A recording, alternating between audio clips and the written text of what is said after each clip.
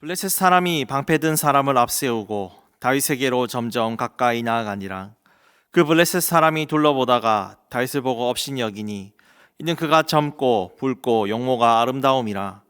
블레셋 사람이 다윗에게 이르되 내가 나를 괴로 여기고 막대기를 가지고 내게 나와 왔느냐 하고 그의 신들의 이름으로 다윗을 저주하고, 그 블레셋 사람이 또 다윗에게 이르되 내게로 오라, 내가 내 살을 공중의 새들과 들짐승들에게 주리라 하는지라. 다윗이 블레셋 사람에게 이르되 너는 칼과 창과 단창으로 내게 나아오거니와 나는 만군의 여호와의 이름 곧 내가 모욕하는 이스라엘 군대의 하나님의 이름으로 내게 나아가노라.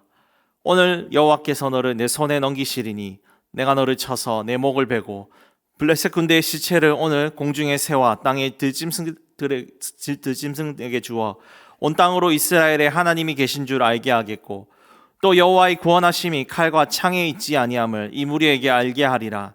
전쟁은 여호와께 속한 것인즉 그가 너희를 우리 손에 넘기시리라.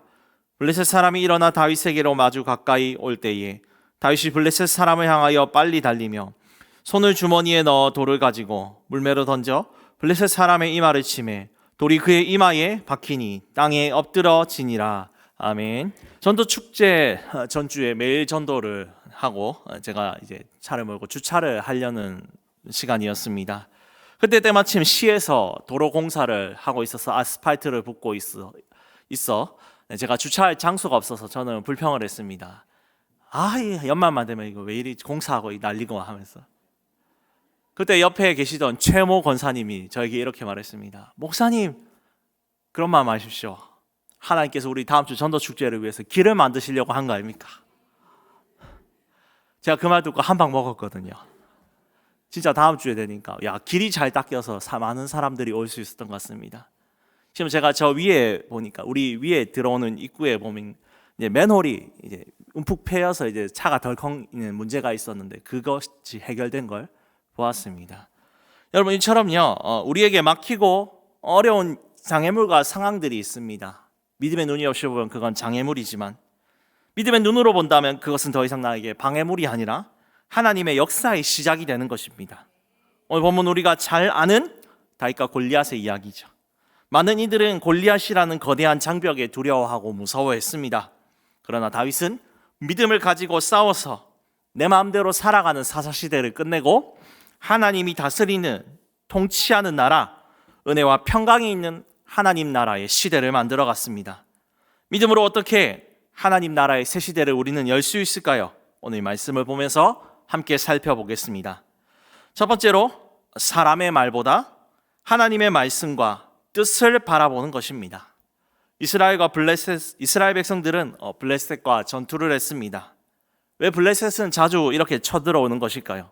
그거 블레셋 백성들이 이스라엘이 수확하는 봄 시기에 쳐들어오면 그것을 약탈해서 노력해서 먹고 살기 위해서였습니다. 하나님의 군대로서 이스라엘 백성들은 이에 물리쳐야 했지만 그들 앞에는 거대한 사람이 나타나서 두려워했습니다. 4절 말씀인데요, 제가 읽겠습니다. 블레셋 사람들의 진영에서 싸움을 도두는 자가 나왔는데 그의 이름은 골리앗이요 가드 사람이라. 그의 키는 6규빗 1뼘이요. 한마디로 이 거인의 키가 무시무시한 키였다는 것입니다. 규빗은 여기서 이제 보통 성인의 손끝에서 팔꿈치까지 44.5cm를 뜻합니다. 즉 6규빗 곱하기 6을 하면 270cm고요. 거기서 그 절반인 규빗의 반을 한 뼘이라 하는데요, 22.5cm 더하면 290cm입니다. 그리고 그가 가진 무기를 살펴보니까 노트구와 비늘 갑옷인데 그 당시에 최신식 무기로 볼 수 있습니다. 그리고 5절 말씀을 보면 그가 들고 있는 창 무기가 배틀채와 같다고 합니다. 저는 이제 도시에 살아서 이제 배틀채를 본 적이 없는데 사진으로 보니까 모직 옷을 만들기 위해서 있는 거대한 기계가 있습니다. 근데 창이 그것만큼 거대하다는 것입니다. 저는 어릴 때 이스라엘 사람들이 이렇게 벌벌 떠는 모습을 보면서 나이브하게 생각을 했습니다. 이런 겁쟁이 녀석들, 하나님 살아계신데 무엇이 그리 무섭노? 그렇게 생각했는데 제가 이제 나이가 자라고 여러 경험들을 하니까 일들이 충분히 무서울 수 있다고 생각했습니다. 제 동기 이정원 목사님이 2인 삼각 하게 되셨는데요. 네, 파트너가 송영목 교수님이라고 키가 193cm셨습니다. 근데 그 교수님과 이정호 목사님도 저보다 훨씬 키가 크고 작은 키가 아닌데 같이 인상과 가는데 교수님이 짧게 보폭을 한 걸음 하면 이정호 목사님 으아 하시면서 끌려가더라고요. 그리고 제가 이제 복싱을 좋아합니다. 그래서 복싱장에서 이제 훈련하고 있을 때 관장님께서 저보다 5cm 큰 고3과 이제 스파링을 한번 해보라 했습니다. 그래서 했는데 나의 기술로 충분히 이길 수 있겠다 싶었는데 제가 이겼을까요? 졌을까요? 여러분 저를 안 믿으시네요. 네, 두들겨 맞았어요. 그래서 제가 수능 끝난 고3과 절대 싸우면 안 되겠다. 못 친 거를 나한테 이렇게 푸는구나 라고 느꼈어요. 여러분처럼 체급 차이가 5cm 정도만 나도 이길 수 없고 키 차이가 이 정도 나면 보폭도 따라 못 잡을 정도죠. 보통 사람보다 1m 이상이 큰 이 골리앗을 이긴다는 건 하물며 얼마나 상식적으로 불가능한 것일까요? 그래서 골리앗이 하나님을 모욕하고 나와 싸워서 한번 붙어보자 할 때 그 누구도 나설 사람이 없다고 했을 때 이해가 되는 겁니다. 16절 말씀을 보시면 이스라엘 백성들은 40일 동안 벌벌 떱니다. 골리앗이 하나님과 그 군대를 모욕함에도 불구하고 아무도 나서지 못하는 겁니다. 우리도 어떻죠? 눈에 보이지 않는 하나님을 믿는다고 하지만 눈앞에 있는 문제가 내 삶에 더 와닿으면 하나님 어디 가셨는지 모르겠고 이스라엘 군대처럼 벌벌 떨고 그 문제가 나를 삼킬 것 같은 겁니다. 이에 사울왕은 파격적인 조건을 25절에 제안합니다. 어떻게 하죠? 먼저 골리앗을 죽이는 자에게 많은 재물 주겠다. 현상금 걸었습니다. 두 번째, 내 딸 줘서 내 사위로 삼겠다라고 합니다. 그리고 마지막으로 이 죽인 자의 아버지 집은 세금 평생토록 면제라고 합니다. 얼마나 파격적인 조건입니까? 그런데 이길 수 있는 사람이 아무도 없었고 그것보다 내 목숨이 더 소중하다고 하며 모두 벌벌 떨고 있습니다. 그런데 오직 누구만이 반응을 하죠? 다윗이 반응을 합니다. 그는 아버지의 심부름으로 형들에게 식사를 배달하기 위해 왔는데요. 골리앗이 모욕하는 소리를 듣고 그는 이렇게 반응을 합니다. 26절을 제가 읽겠습니다. 이 블레셋 사람을 죽여 이스라엘의 치욕을 제거하는 사람에게는 어떤 대우를 하겠느냐? 이 할례 받지 않은 블레셋 사람이 누구이기에 살아계시는 하나님의 군대를 모욕하느냐? 먼저 다윗이 어떤 보상을 하겠느냐고 했는데 이것은 다윗이 보상에 관심이 있어서라는 것이 아닙니다. 보상을 준다 할지라도 그것 이전에 하나님의 군대와 하나님의 이름이 모욕을 당하는데 그 보상 따위가 내게 무엇이 필요하겠느냐라는 반문입니다. 다윗의 관심은 골리앗의 모욕에 사람들이 벌벌 떠는 두려움과 보상이 뭐냐 그것이 바라는 것이 아니라 그것 너머에 하나님의 영광과 일을 생각한 것입니다. 그렇게 다윗이 사람들과 말을 나누며 골리앗을 향해서 울분을 품고 있을 때 집안에 있었던 익숙한 목소리 들립니다. 누구죠? 첫째 형 엘리압이죠. 다윗을 향하여 그는 이렇게 차갑게 말합니다. 큰형 엘리압이 다윗이 사람들에게 하는 말을 들은지라. 그가 다윗에게 노를 바라여 이르되 네가 어찌하여 이리로 내려왔느냐? 들에 있는 양들을 누구에게 맡겼느냐? 나는 네 교만과 내 마음의 완악함을 아노니 내가 전쟁을 구경하러 왔도다. 여러분 보통 형이라면 막내 동생이 올 때 어떤 반응을 보일까요? 태극기 휘날림을 해서 주인공 진석은 동생이 죽었다는 소식을 듣고 절망하다가 전쟁터에서 동생이 자기를 찾을 때 끌어안고 울었습니다. 큰형 엘리압이 이와 같다면 이렇게 말해야겠죠. 어이구 동생아, 아빠의 명령을 따라서 우리 삼형제 간식 챙겨주느라 고맙다. 그런데 여기는 전쟁터니까 집에 가라 라고 얘기하는 것이 정상적인 형의 반응입니다. 그런데 이 엘리압이 왜 이렇게 모진 말을 할까요? 그것은 그의 심리에는 열등감이 있었기 때문으로 보입니다. 과거 선지자 사무엘이 사울왕이 미쳐 있었기에 다음 왕을 세우려고 아버지 이새의 집을 방문했습니다. 엘리압은 자랑스럽게 앞을 나가면서 나는 키가 크고 잘생겼기에 왕이 될 자질이야 라고 생각했습니다. 사무엘도 깜빡하면 그렇게 그에게 왕의 기름 부음을 줄 뻔했습니다. 그런데 하나님께서 그를 버렸고 자기가 무시했던 막내 동생 다윗한테 기름 부음을 주었습니다. 그러니까 얼마나 엘리압의 마음에 질투와 증오가 가득했겠습니까? 다윗이 얼마나 천대받고 무시받았는지 다윗이 했던 일을 보면 알 수 있죠. 다윗이 목자였습니다. 이 목자는 모두가 기피하는 3D 직업이었음을 알 수 있습니다. 낮에는 덥고 밤에는 추위 속에 일하고 매 순간 맹수로부터 양을 지켜야 됐기에 집에서도 큰 형도 누구도 기대하지 않았습니다. 그래서 엘리압은 다윗의 위치와 가치를 깎아내리고 있는 겁니다. 너는 들에 있는 작은 양들이나 돌볼 인간이야.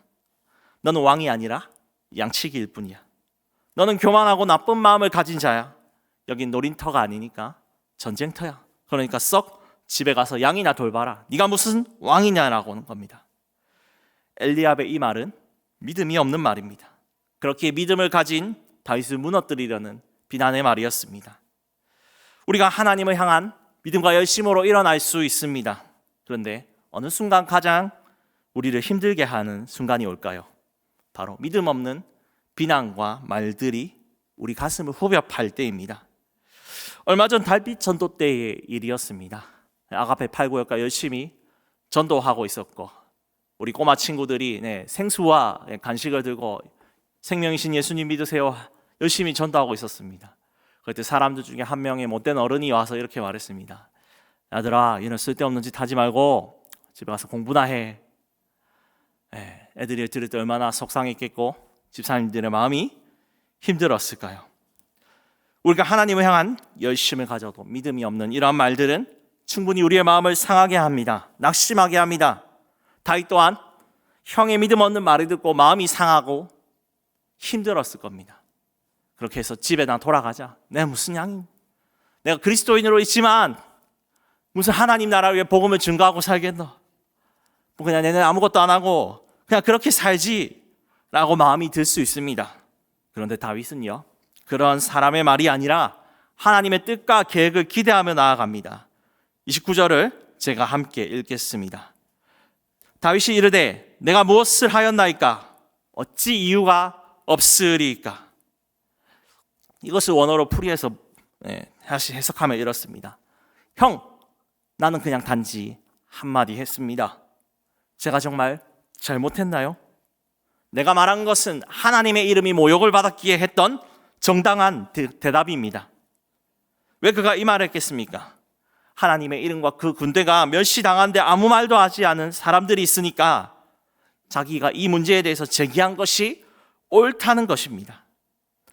다윗은 자신을 향한 엘리압의 비스도친 말을 바라보지 않았습니다. 지금 하나님이 나에게 어떤 마음을 가지시고 말씀하고 있는 것을 바라봤습니다. 그렇게 형의 말보다 하나님의 말씀과 뜻을 가지고 그는 앞으로 나아갔습니다. 다윗과 같이 우리도 사람의 말에 낙심하지 않고 하나님의 말씀과 뜻을 바라본다면 하나님이 분명히 우리 상황 속에 일하시고 우리 삶에 하나님의 뜻을 이루어 가실 줄 믿습니다. 그렇게 살아가신 분이 우리의 모범이신 누구이십니까? 예수 그리스도이십니다. 히브리서 12장 2절은 말합니다. 믿음의 주요 온전하게 하시는 이인 예수를 바라보자. 그는 그 앞에 있는 기쁨을 위하여 십자가를 참으사 부끄러움을 개의치 아니하시더니 하나님 보좌 우편에 앉으셨느니라. 예수님은 유대인들에게 하나님께 저주받은 것이요, 헬라인과 로마인들에게는 명예와 수치 중에 최악이었던 십자가에 달려 죽는 죄인이라는 손가락질을 받아야 됐습니다. 그러나 그분께서는 그것에 개의치 않으시고 당당하게 그 십자가 앞에 죽으셨습니다. 그리고 부활하셔서 우리에게 생명을 주시고 하나님 보좌 우편에 앉으셔서 우리에게 하나님 나라를 주십니다. 그렇게 우리가 모든 수치를 견디고 하나님의 뜻과 말씀을 바라본 다윗처럼 예수 그리스도처럼 살아갈 때에 우리 삶의 새로운 시대 하나님 나라가 이루어지는 줄 믿습니다. 우리는 믿음으로 어떻게 새 시대를 열어갈까요? 두 번째로 눈물의 삶 속에서 하나님을 만나는 것입니다. 다윗이 전장에 나가겠다고 하자 사울은 정말 기뻐했습니다. 그리고 그 다윗을 사람을 통해 부릅니다. 그런데 막상 사울 앞에 선 싸우는 용사는 10대 소년이었고 그의 얼굴은 붉고 아름다운 미소년이었습니다. 도저히 전쟁의 용사 같은 얼굴이 아니었습니다. 그래서 사울은 이렇게 말했습니다. 33절이죠. 너는 소년이요 그는 어려서부터 용사라. 너는 어릴 때 지금 왔지만 이 골리앗은 네가 소년일 때부터 베테랑의 경험을 했다. 싸워봤자 게임이 안 되니까 그냥 집에 가라. 사울이 이러는 겁니다. 그러나 다윗은 낙심하지 않고요, 사울 왕에게 자신이 경험한 하나님을 말합니다. 35절에서 37절인데 제가 읽겠습니다. 주의 종이 아버지의 양을 지킬 때에 사자나 곰이 와서 양떼에서 새끼를 물어가면 내가 따라가서 그것을 치고 그 입에서 새끼를 건져내었고, 그것이 일어나 나를 해하고자 하면 내가 그 수염을 잡고 그것을 쳐 죽였나이다. 주의 종이 사자와 곰도 쳤은즉 살아계시는 하나님의 군대를 모욕한 이 할례받지 않는 블레셋 사람이리이까 그가 그 짐승의 하나와 같이 되리이다. 다윗이 자기가 목자의 일을 하면서 하나님을 만난 이야기를 하고 있습니다. 이 자체만 보면 무용담 같지만 사실은 다윗의 슬픈 이야기입니다. 여러분, 맹수를 얼마나 많이 만나보셨습니까? 동물원 말고는 만난 적이 없겠습니다. 사람이 아무리 힘이 세도 맹수를 이길 수 있는 거 보신 적이 있습니까? 구약 성경에서는 단 3명밖에 없습니다. 삼손, 다윗, 브나야. 이 사람들이 성령의 능력이 있었기 때문에 그런 것을 할 수 있었습니다. 사자의 이빨 무는 힘이 500kg입니다. 까딱 잘못하면 죽을 수밖에 없는 슬픈 순간입니다. 그러나 그때마다 다윗은 하나님을 찾으며 열심히 운동을 하였고, 하나님은 그를 통해서 맹수들로부터 구원해 주셨습니다. 이 경험이 나중에 더 큰 어려움인 골리앗 앞에 서는 용기와 확신으로 바뀌게 된 것입니다. 이 말을 듣고 사울은 다윗에게 그럼 좋다 하며 자기의 갑옷을 내어 주었습니다. 하지만 이 갑옷이 다윗에게는 맞지 않고 익숙지 않았습니다. 그래서 갑옷을 벗고 자기에게 익숙한 숙련된 것을 짚습니다. 뭐죠? 40절에 보시면 막대기와 돌 5개, 물매를 가지고 나아갑니다. 이 막대기와 물맷돌이 무엇입니까? 그가 양을 칠 때 눈물 나는 고통과 아픔의 시간들이었습니다. 하지만 이 무기를 통해 맹수를 때려잡고 하나님의 보호하심과 인도하심을 받았던 하나님의 능력이요, 고통의 시간 가운데 간증인 것입니다. 육적인 눈으로 봤을 때 갑옷을 입는 게 당연합니다. 물맷돌 5개는 연약해 보입니다. 하지만 다윗은 이 아픔을 아픔으로 여기지 않고 하나님이 나와 함께 하신 간증으로 나아가 경험했기에 담대하게 나아간 것입니다. 바울도 선교 사역을 감당하다가 그의 육체가 아프고 힘들어서 가시가 있었다라고 표현합니다. 우리는 이것을 정확히 알 수 없지만 이것 때문에 그가 사역에 제한이 있었다고 볼 수 있습니다. 그래서 그는 하나님, 저를 이 가시로부터 해방시켜 주십시오, 간절히 기도했습니다. 그러나 주님은 바울에게 오히려 이런 더 기쁜 말씀을 하십니다. 나에게 이르시기를 내 은혜가 내게 족하도다. 이는 내 능력이 약한 데서 온전하여 짐이라 하신지라. 그러므로 도리어 크게 기뻐함으로 나의 여러 약한 것들에 대하여 자랑하리니 이는 그리스도의 능력이 내게 머물게 하려 함이라. 바울은 자기에게 이것이 약점이었고 감추고 싶은 것이었고 슬픔이었습니다. 그러나 하나님은 그것을 통해서 내 능력을 나타내겠다고 약속하셨습니다. 그것을 믿고 바울이 3차 전도 여행을 넘어 로마를 건너며 세상을 누빌 때 복음이 온 세상에 전파되고 하나님 나라의 교회가 세워졌습니다. 우리도 지금 내 안에 연약함이 무엇입니까? 남들에게 얘기할 수 없고 그냥 이것 때문에 교회 나오기도 싫고 마음이 어려운 줄로 압니다. 그러나 여러분, 나의 약함과 슬픔을 하나님 앞에 맡길 때에 그분이 들으시고 내 상처를 치료하시는 것입니다. 그 가운데 만난 하나님이 내 삶의 간증이 되어서 내가 하나님의 일을 위해 살아갈 때에 하나님 나라가 나의 약함을 통해 이루어지는 줄 믿습니다. 우리는 믿음으로 새 시대를 어떻게 열 수 있습니까? 지금도 내 삶을 도우시는 하나님을 믿고 나아감으로 열 수 있습니다. 다윗과 골리앗이 드디어 전장에서 마주합니다. 다윗의 얼굴은 붉고 아름다운 미소년이었죠. 그것을 보고 골리앗은 다윗을 향해서 조롱합니다. 너 나를 개로 여기느냐? 내가 누군지 아냐? 나는 290cm의 골리앗이다. 내가 우리 신들의 이름으로 너를 저주하고 너를 공중의 새의 먹이로 주겠노라 라고 말합니다. 290cm의 최신식 무기를 든 거인이 자기 앞에서 서 있는데 무서워 안 할 사람이 어디 있겠습니까? 골리앗의 이 말은 세상은 눈에 보이는 물질과 힘으로 돌아가는 것이라고 말합니다. 물질과 힘과 빽이 없는 너는 내 앞에서 그냥 가루가 될 뿐이라는 겁니다. 다윗이 가지고 온 막대기와 돌은 능력이 없으며 네가 믿는 하나님조차도 내가 믿는 다곤신과 그 외 여러 모든 신들을 이기지 못하고 너를 구원할 수 없다라고 조롱하는 겁니다. 그때 다윗은 어떻게 반응하죠? 그는 골리앗이 가진 최신식 무기도 힘과 키도 없었지만 더 큰 것을 가지고 있다고 하는데요. 우리 본문 45절을 함께 읽어보겠습니다. 너는 칼과 창과 단창으로 내게 오려니와 나는 만군의 여호와의 이름 곧 내가 모욕하는 이스라엘 군대의 하나님의 이름으로 내게 나아가노라. 인간의 전쟁에서 승리하는 비결은 뭐라고요? 얼마나 많은 군사를 가졌는가? 그 사람의 전투력과 키가 얼마나 되는가? 군대가 얼마나 많은가죠. 골리앗은 인간의 전쟁으로 나왔기에 그가 가진 힘은 가장 컸으며 가장 최신식 무기를 들고 나아갑니다. 그러나 다윗은 지금 이 전쟁을 인간의 전쟁으로 보지 않습니다. 이 전쟁은 내가 하는 전쟁이 아니라 하나님의 전쟁, 여호와의 전쟁이라는 겁니다. 그리고 이 전쟁을 이기는 것은 만군의 여호와를 믿고 고백하는 믿음 안에 있다는 것입니다. 만군의 여호와, 이 이름이 사무엘상 전체의 주제입니다. 그리고 이것을 처음 외친 분은 사무엘의 어머니 한나였습니다. 한나는 원수 분인나가 자기가 이제 두 몫으로 음식을 먹고 있을 때 옆에서 조롱했습니다. 애도 없는 게 무슨 밥만 먹고 있노? 그 말을 듣고 슬퍼해서 남편에게 얘기했더니 남편은 이렇게 말했습니다. 여보, 내가 10아들보다 낫지 않아 할 때 우리 여자 집사님, 권사님들 어떠세요? 큰아들 키운 것 같다. 전혀 위로 안 되죠.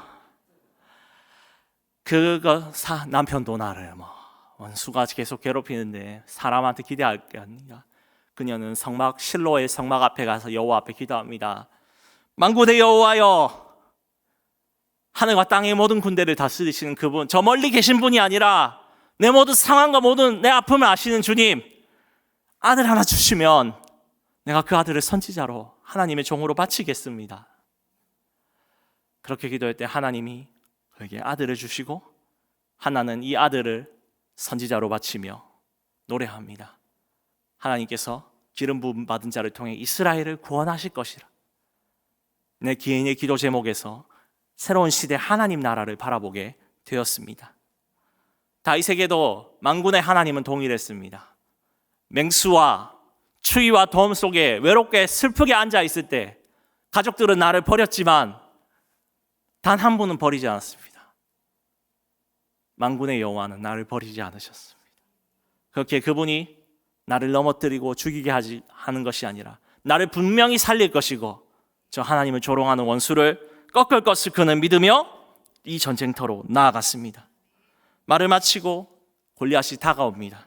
그리고 다윗은 자기에게 있는 물맷돌을 던집니다.